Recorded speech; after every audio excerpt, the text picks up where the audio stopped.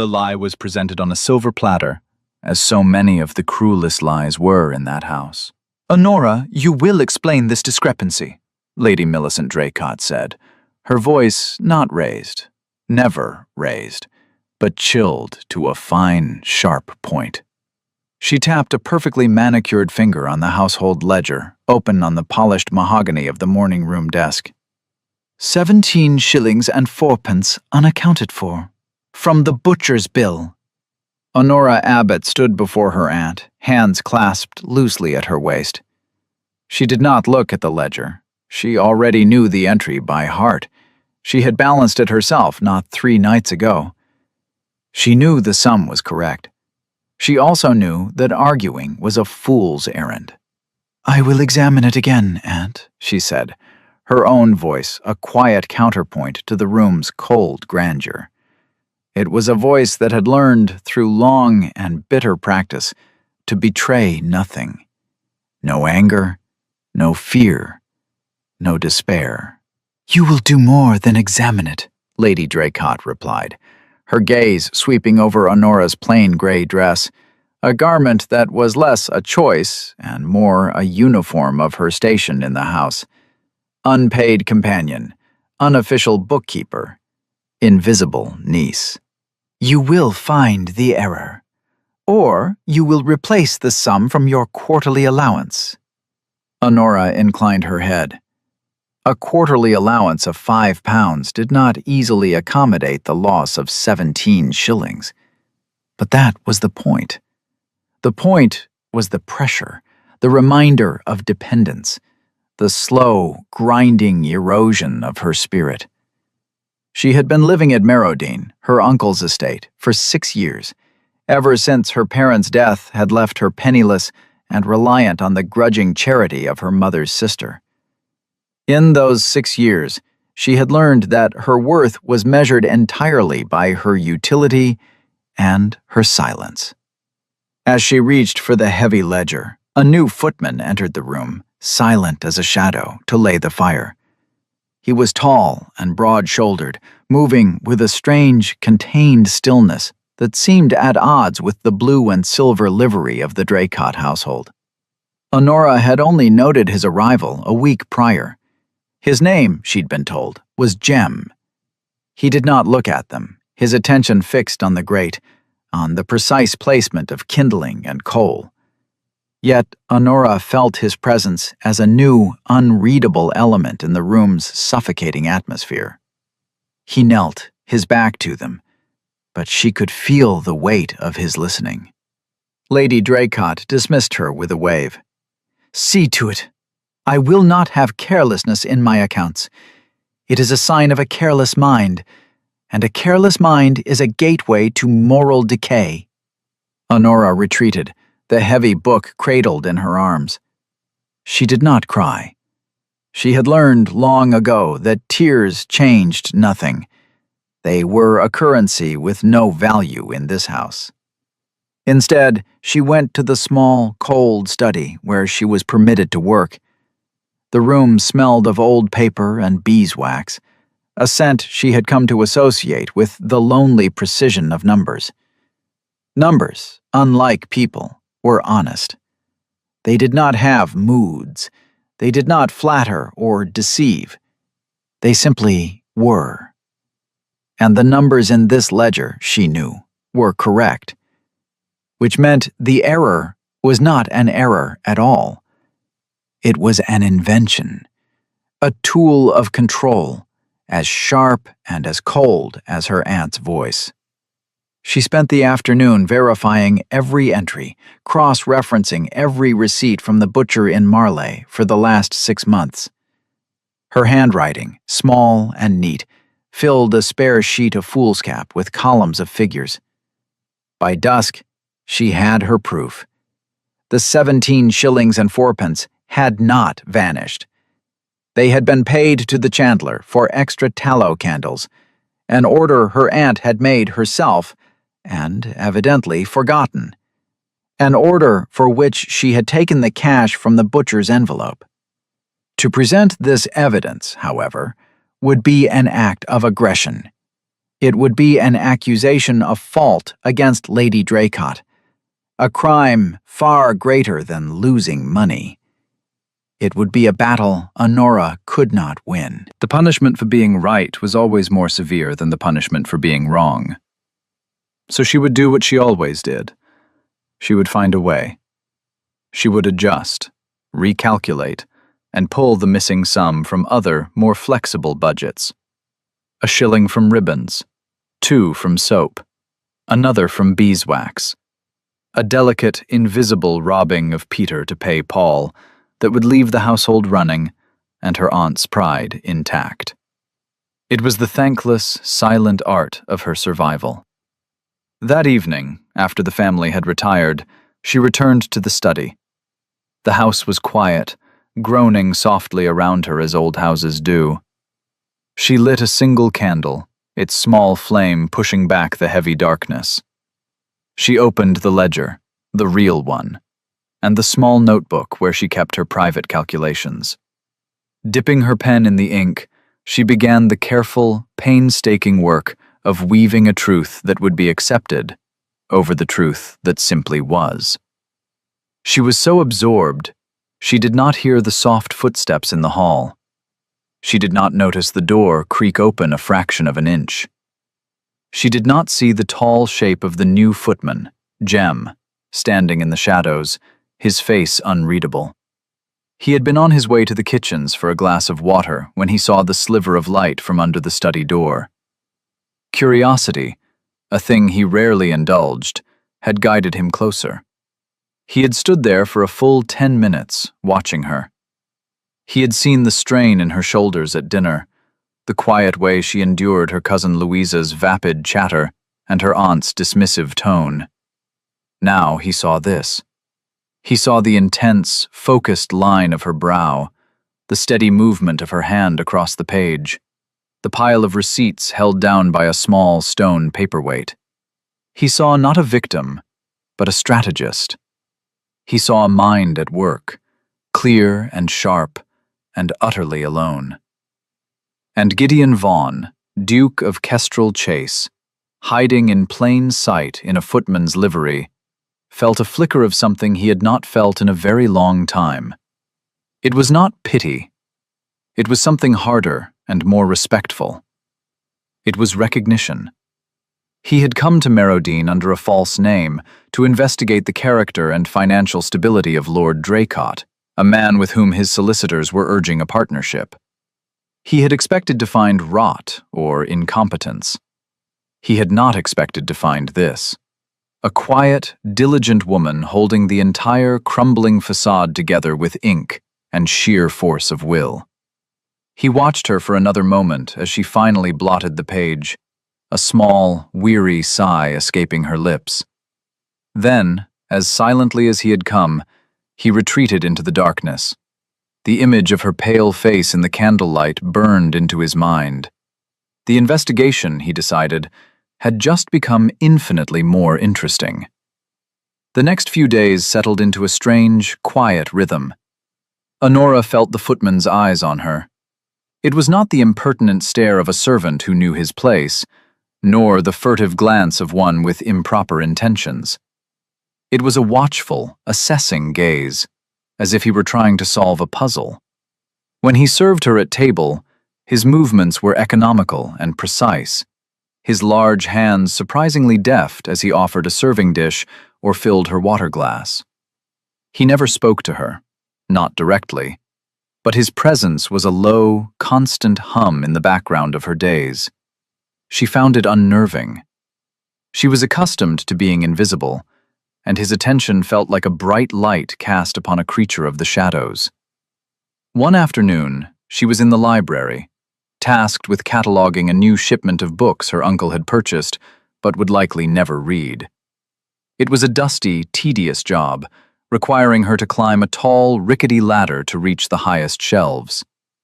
As she stretched for a particularly high volume, the ladder gave a sickening lurch.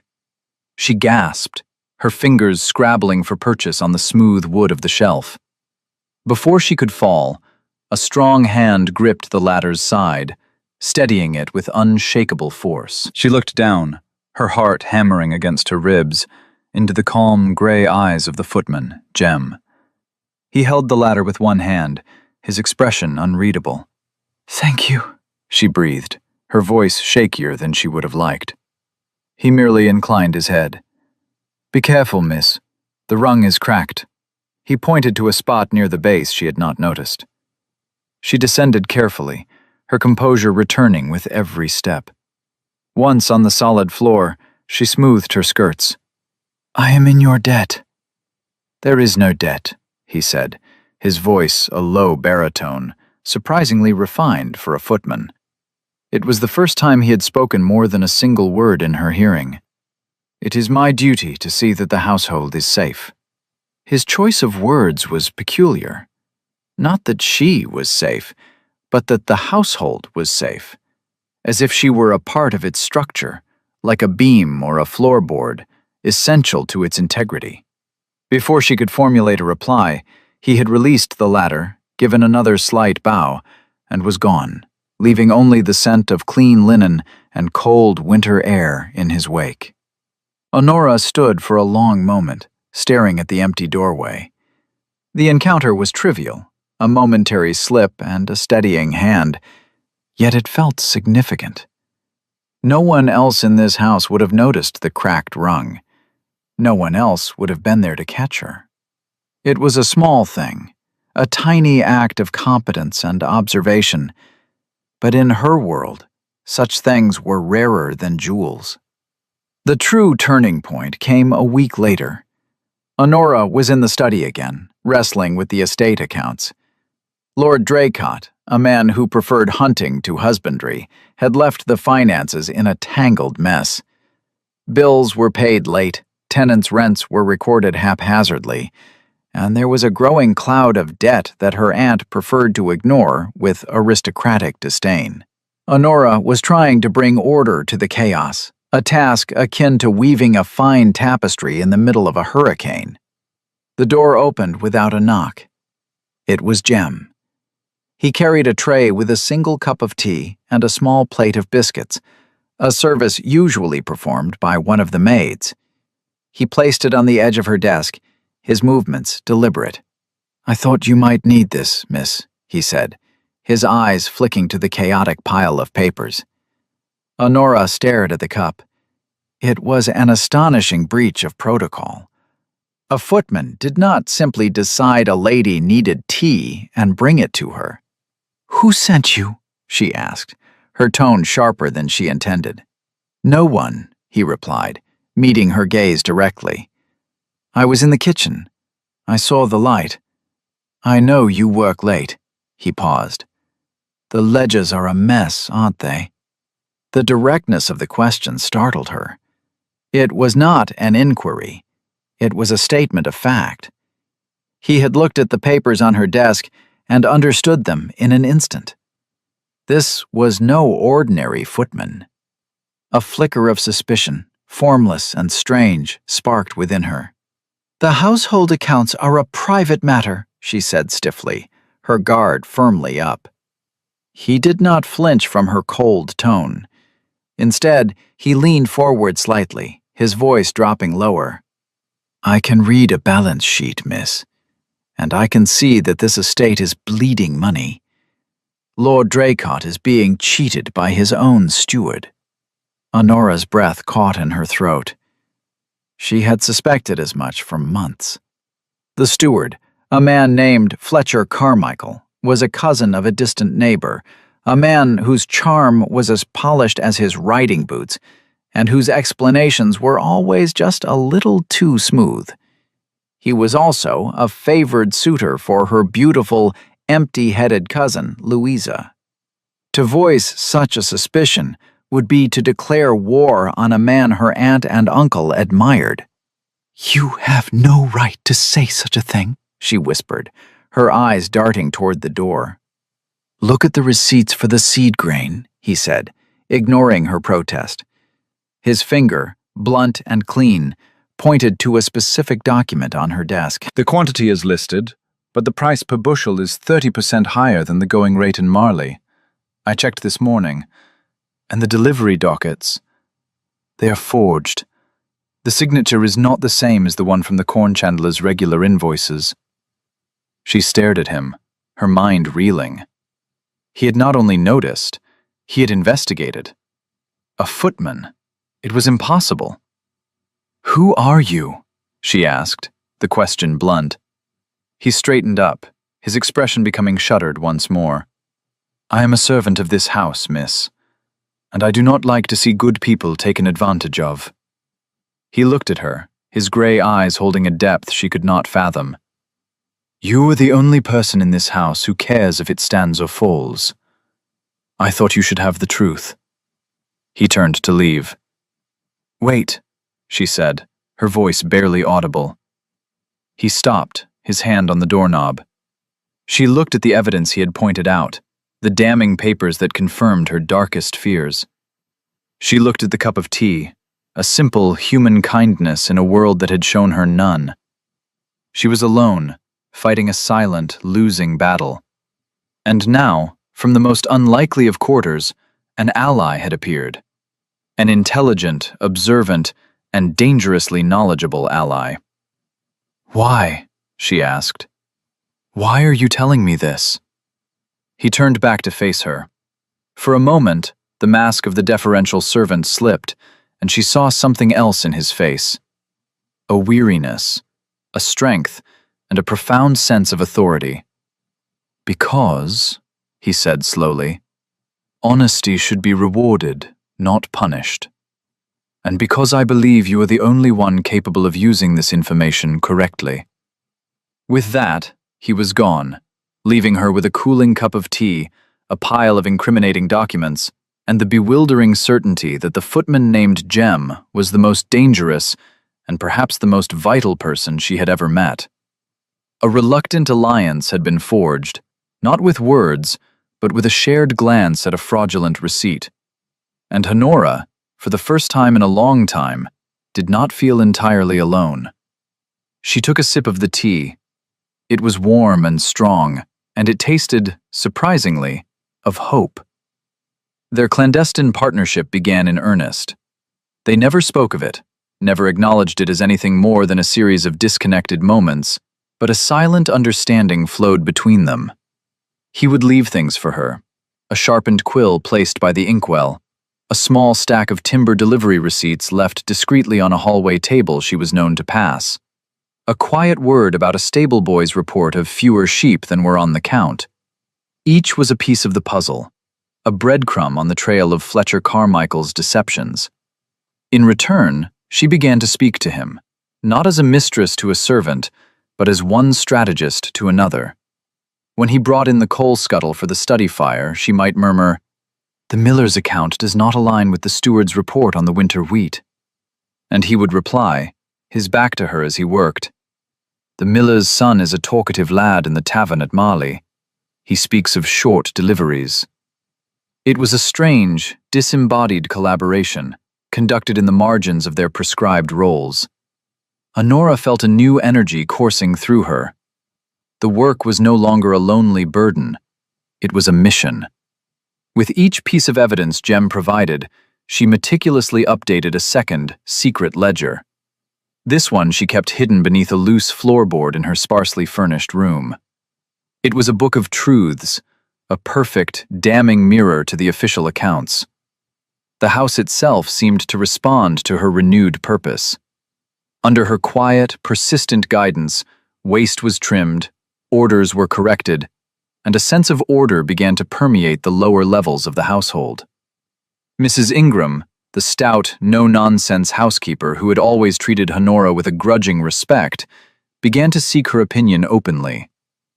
"Miss Abbott," she'd say, waylaying her in a corridor, "Mr. Carmichael has ordered another bolt of that French silk for the drawing-room curtains, but we've 2 bolts in storage already." And Honora would nod. "Thank you for telling me, Mrs. Ingram. I will see that the order is corrected." The housekeeper's approval was a small but significant victory. The loyalty of the staff, Honora was learning, was a powerful force. One by one, they began to turn to her, the quiet niece in the gray dress, as the true authority in the house. They saw her fairness, her memory for detail, her refusal to engage in the high-handed dramatics of her aunt. A cook would mention the butcher trying to pass off a lesser cut of meat. A groom would report a discrepancy in the purchase of new tack. Each report was a small stone laid in the foundation of her case against Carmichael.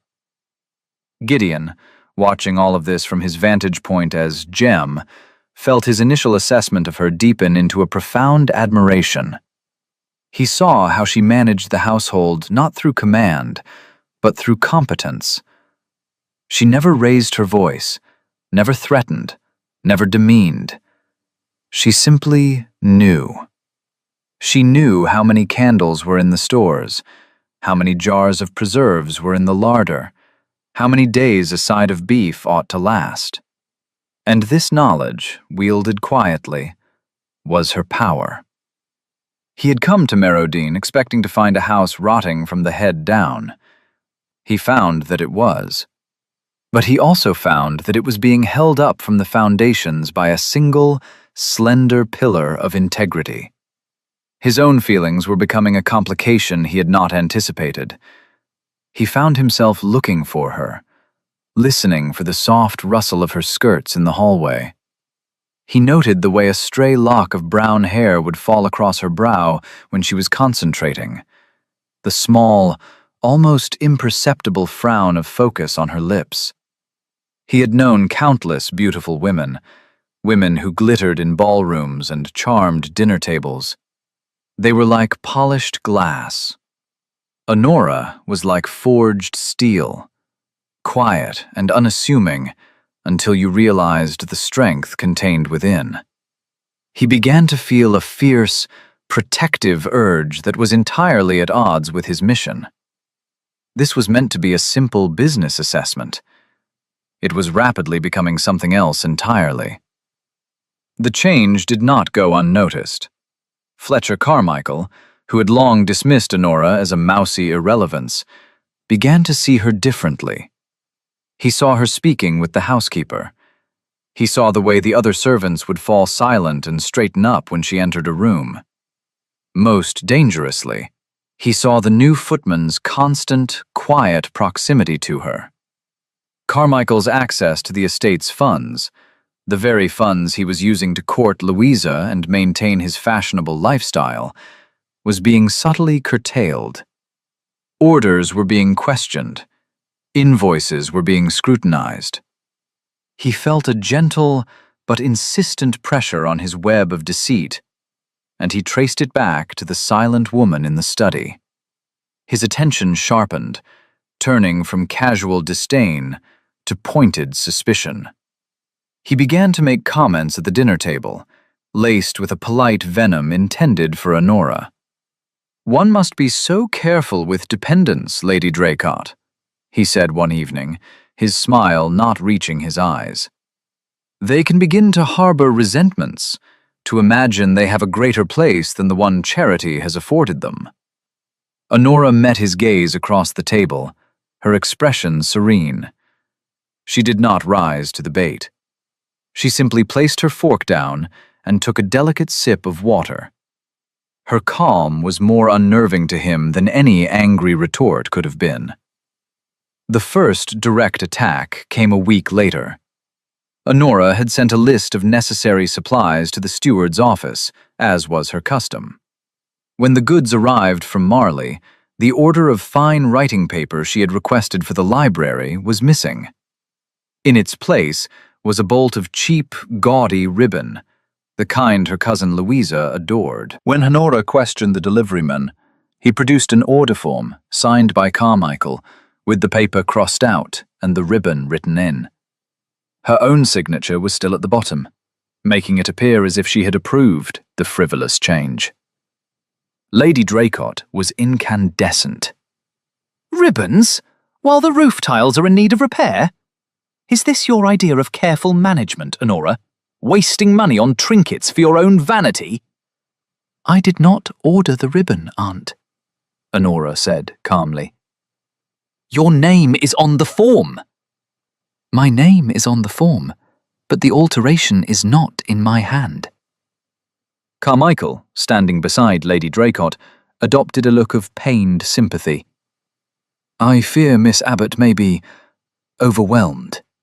Perhaps these duties are too much for her." It was a masterful stroke. He had not only sabotaged her work, but had used it to paint her as either incompetent or deceitful, all while appearing concerned for her welfare. Honora looked from his false face to her aunt's furious one. She had no proof. It was her word against his. And in this house, his word was gold, and hers was dust. She saw the trap closing around her. The small, subtle acts of sabotage were escalating. Carmichael was no longer content to simply steal.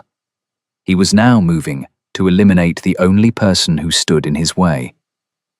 She held her head high, absorbed the unjust tirade without a word, and retreated. But as she walked away, she felt Jem's eyes on her back, and in his gaze, she did not see pity. She saw a cold, gathering storm.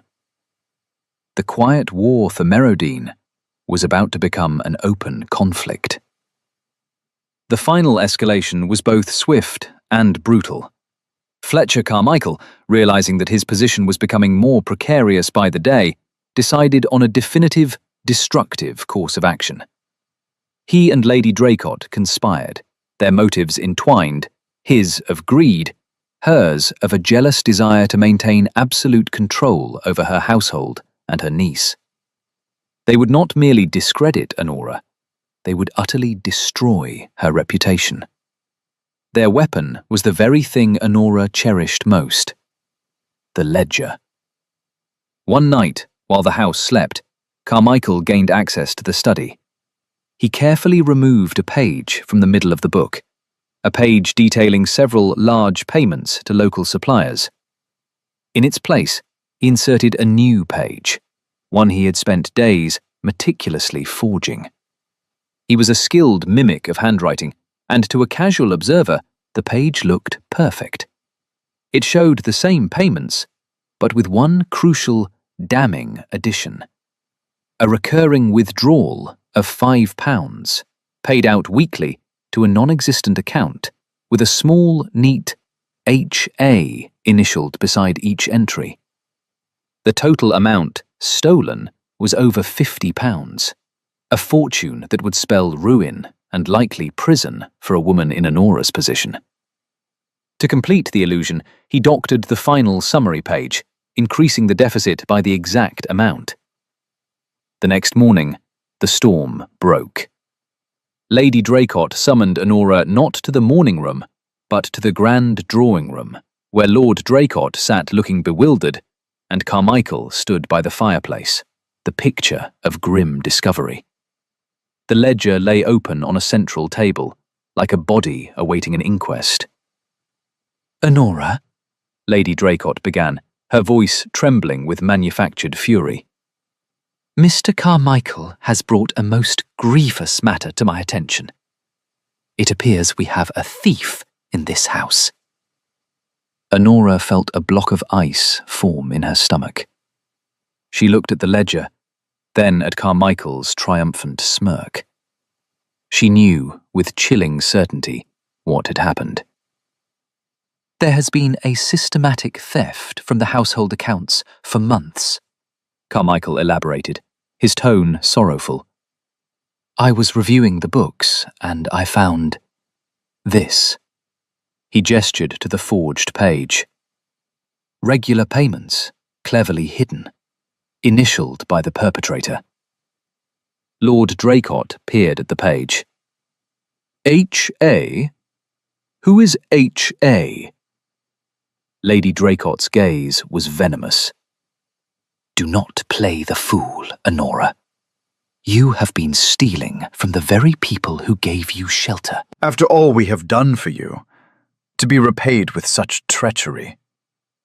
Honora walked slowly towards the table. She looked at the page. The forgery was good, but not perfect. The ink was a fraction too dark. The pressure of the pen on the initials was harder, angrier than her own careful script. But these were details no one else would see. She was trapped. "I did not write this," she said, her voice quiet but firm. "This is not my work." "Of course you would deny it," her aunt scoffed. "But the evidence is undeniable. £50. What have you done with it? Hidden it in your room?" She turned to her husband. "We must have her room searched, and the authorities must be called." Panic, cold and sharp, threatened to overwhelm Honora, but she pushed it down. She had faced this woman's injustice for 6 years. She would not break now. "You will find nothing in my room, because there is nothing to find. I have never taken a single penny that was not mine." Carmichael stepped forward. "There is another matter. The new footman, Jem. He has been seen speaking with Miss Abbott on numerous occasions, in private. It is highly improper. I believe he may be her accomplice. He should be questioned as well." This was the masterstroke. By implicating Jem, he not only added weight to the accusation against her, but also moved to eliminate the man he correctly identified as her silent ally. Lady Draycott seized on it immediately. "Of course, the insolent man. I never liked his eyes. Have him brought here at once, and then dismiss him. I will not have thieves and conspirators under my roof." The butler was summoned. Orders were given. Honora watched, a feeling of helpless dread washing over her. She had walked into a perfectly laid trap, and she had dragged Jem into it with her. In a few moments, he would be brought in, questioned, and thrown out without a reference, his life ruined because of her. She looked at Carmichael, who met her eyes with a look of pure, unadulterated victory. He had won. We'll take a very short break. If you don't want to miss new stories, please subscribe to the channel. The butler returned, his expression grave. "The footman is not in his quarters, my lady. His belongings are gone." A collective gasp went through the room. "He has fled," Lady Draycott declared triumphantly. "A confession of his guilt. He has run off with the money, no doubt, and left this wicked girl to face the consequences alone." The narrative was set. The footman was the mastermind, the thief who had seduced the weak-witted niece into helping him. It was a neater, more plausible story. Honora's fate, however, remained the same. She was, at best, a foolish accomplice. At worst, a jilted conspirator. "Lock her in her room," Lady Draycott commanded. "We will send for the magistrate from Marley in the morning." Honora did not protest. She allowed the housekeeper, Mrs. Ingram, to lead her from the room. The woman's face was a mask of distress. As they climbed the stairs, away from the furious voices in the drawing room, Mrs. Ingram pressed a small, folded piece of paper into Honora's hand. "From him," she whispered, her eyes full of a fearful sympathy. "He left before dawn. He told me to give you this." Honora was taken to her room, the key turning loudly in the lock behind her. She stood in the center of the small, cold space, her world collapsing around her. He had run. Jem, her silent ally, had abandoned her. The thought was a physical blow, more painful than any of her aunt's accusations. She had trusted him.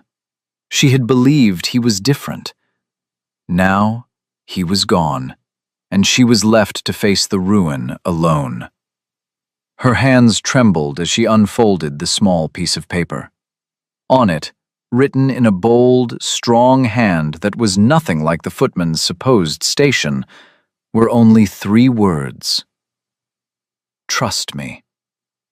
Plainly, She stared at the words. Plainly. It was a word they had used between them, a quiet code for the unvarnished truth. The miller's accounts were plainly wrong. The steward's excuses were plainly lies. It was a promise of honesty in a world of deceit. He had not fled. He had retreated. He was not abandoning the fight. He was repositioning his forces. The thought was so audacious, so impossible, that it felt like madness. To trust a runaway footman, a man she didn't even know, against the combined power of her family and a magistrate. It was absurd.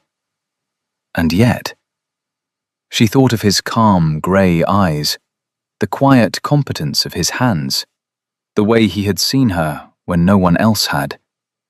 He had never lied to her. He had brought her truth after truth, piece by piece. Her own carefully constructed case against Carmichael was still hidden beneath her floorboards. She was not entirely defenseless. Clutching the note in her hand, Honora made a choice. She would not despair. She would not weep. She would do as he asked. She would trust him. Plainly. She sat on the edge of her bed, the note held tight in her fist, and waited for the dawn, and for the magistrate. Her trial was coming, and she would face it. The following morning, Merodine was saturated with an atmosphere of tense, grim theatre. Lady Draycott had orchestrated the scene for maximum dramatic effect. The assembly was not to be a private family matter, but a semi-public tribunal. She had invited not only the magistrate, a portly and pompous man named Mr. Farrow, but also the Dowager Countess of Penrose. The Countess was the most influential figure in the county, a woman whose sharp tongue and even sharper mind were legendary. Her presence would lend an unimpeachable gravity to the proceedings, ensuring that the verdict on Honora's character, once delivered, would be final and absolute. Honora was brought down to the drawing room like a prisoner to the dock. She had dressed with care in her plainest grey gown, her hair pulled back severely. She would not give them the satisfaction of seeing her dishevelled or weeping. Her face was pale but composed, her back straight. As she entered, she met the shrewd, assessing gaze of the Dowager Countess. The old woman's eyes, bright as a bird's, missed nothing. The room was arranged like a courtroom.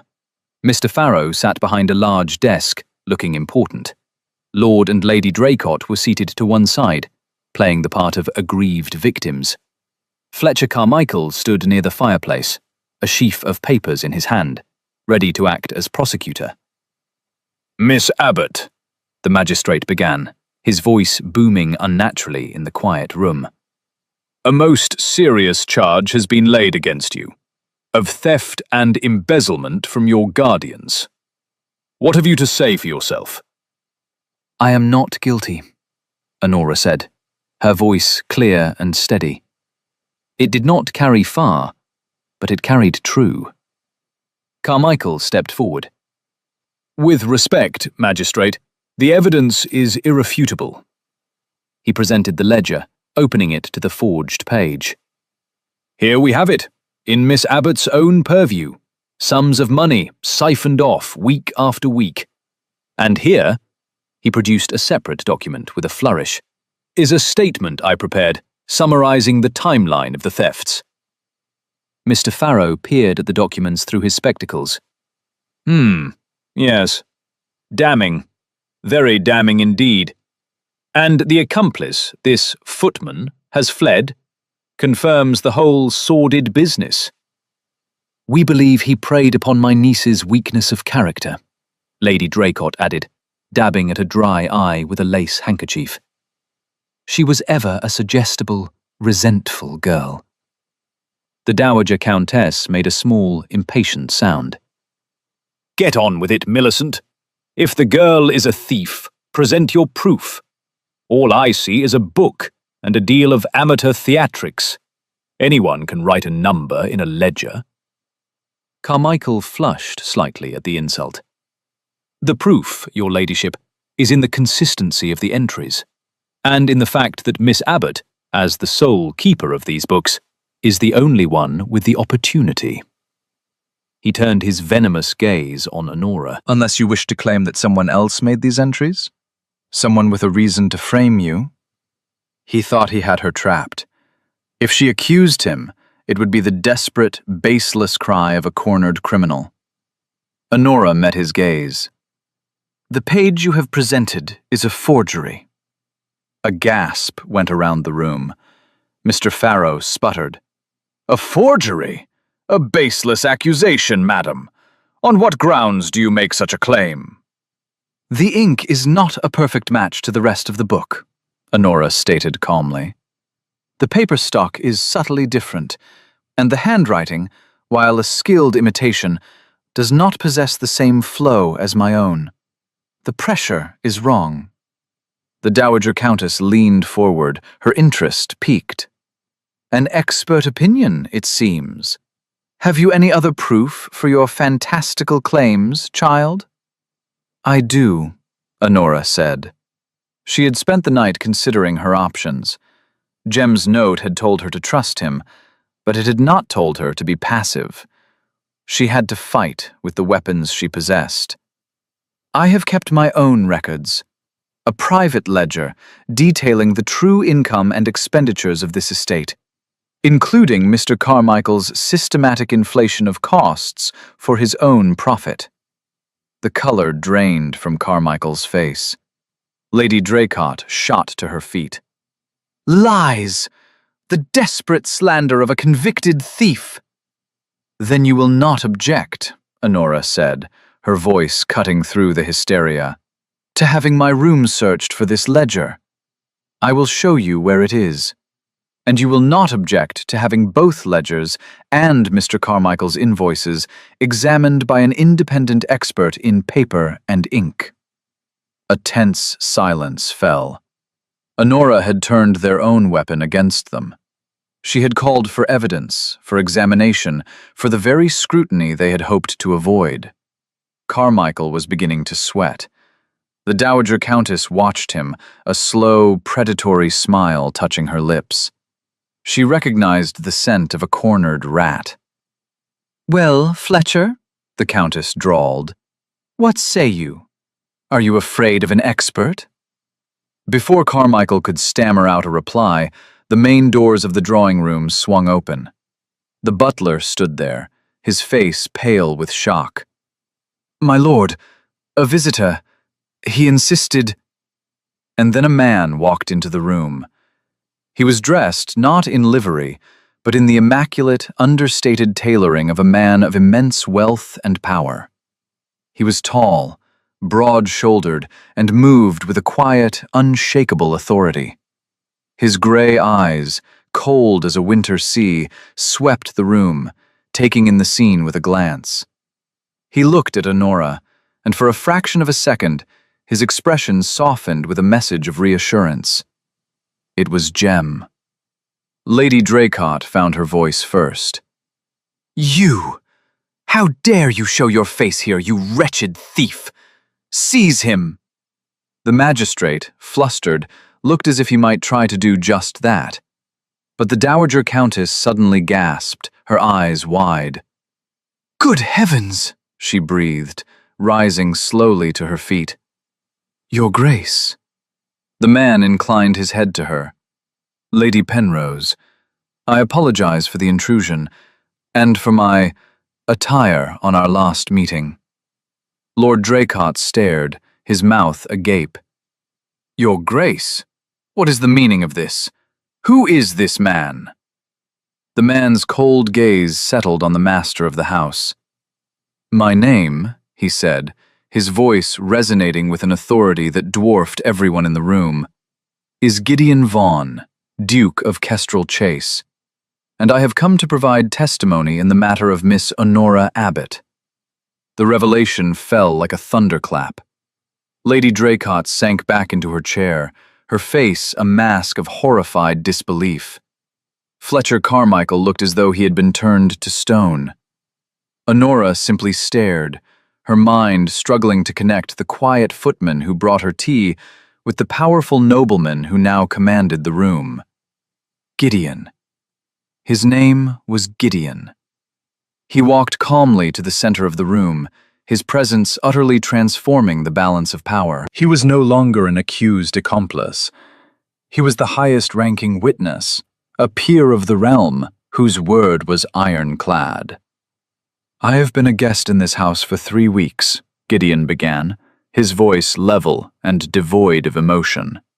"Under an assumed name, for the purpose of assessing Lord Draycott's suitability for a business partnership. An assessment that is now complete." He let that hang in the air for a moment before continuing. "During that time, I have had ample opportunity to observe the running of this household. I have observed Miss Abbott's tireless and meticulous management, and I have observed Mr. Carmichael's persistent and audacious fraud." He produced a slim leather folio from his coat. "This is not a matter of opinion. It is a matter of fact." He laid a document on the desk before the stunned magistrate.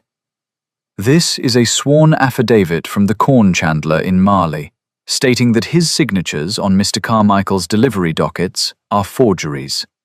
He has been billing this estate for phantom deliveries for over a year." He laid down another. "This is a report from my own man of business, who spent yesterday in Marley. It details the market prices for seed, timber, and livestock for the past 6 months, cross-referenced with the prices Mr. Carmichael has been charging to the estate. The discrepancy amounts to over £200.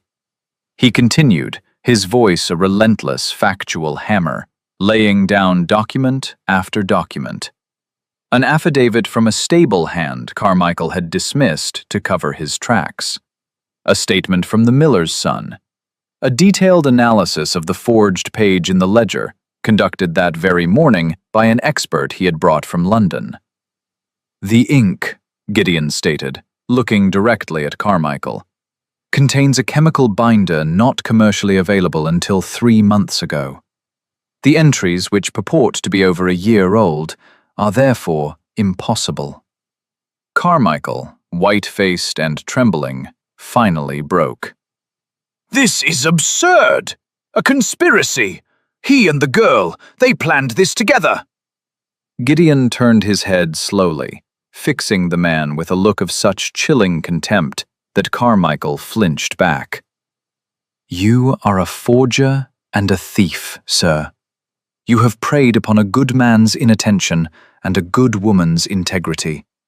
You are fortunate that I am merely exposing you and not calling you out." The quiet threat of a duel, an archaic but still potent honorific, hung in the air.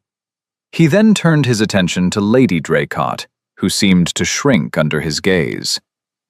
"And you, madam, you have exploited your niece, overworked her, and when her honesty became an inconvenience, you conspired to have her falsely imprisoned. You have shown a cruelty and a lack of character that I find breathtaking." The public humiliation was absolute. The Dowager Countess watched, her expression one of grim satisfaction.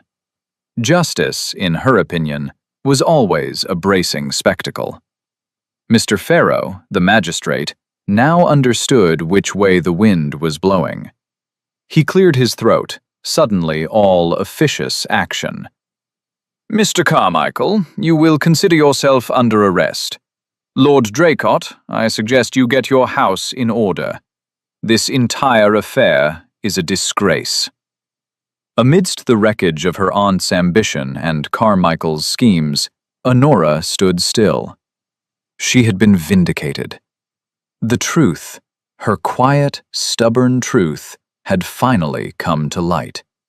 But the shock of Gideon's revelation was still echoing through her. He was a duke. The man who had steadied her ladder, who had shared secrets with her over the coal scuttle, was one of the most powerful men in England. The gulf between them, which had once been a matter of station, now seemed as wide and as deep as the ocean. As Carmichael was led away and Lady Draycott sat in stunned, silent ruin, Gideon walked towards Honora. He stopped before her, ignoring everyone else in the room. The cold mask of the avenging Duke fell away, and she saw again the quiet, steady man she had come to know as Jem. "Miss Abbott," he said, his voice for her alone. "Are you well?" She could only nod, her throat too tight for words. He looked at her, his gray eyes holding an expression of profound respect. "I came to this house to assess its character," he said, his voice clear and resonant, carrying to every corner of the silent room. "I found it in you." He went down on one knee. A collective, audible gasp filled the room. The Duke of Kestrel Chase was kneeling on the Aubusson carpet of Merodine before the penniless niece in the plain gray dress. "I have spent years in a world of calculation and duty," he said, his gaze locked with hers. "My life has been a ledger of assets and liabilities. You have reminded me of a different kind of accounting. The accounting of integrity, of loyalty, of quiet strength. These are the things I value. This is the wealth I wish to have in my house." He took her hand, his touch firm and warm. "I am not offering to rescue you, Miss Abbott. You have no need of rescuing. You are the strongest person I have ever met. I am asking you to be my partner. I am asking you to be my wife. Plainly." The word hung between them, their private promise now a public vow. Honora looked down at this impossible man, this Duke who had dressed as a footman, who had seen her value when she was invisible to everyone else. She saw not a title or a fortune, but the man who had brought her tea, who had steadied her ladder, who had trusted her and asked for her trust in return. The tears she had refused to shed for years of sorrow now pricked at her eyes. But these were tears of a different kind. They were tears of overwhelming, unbelievable joy. She thought of her hidden ledger, the book of truths. She thought of his note.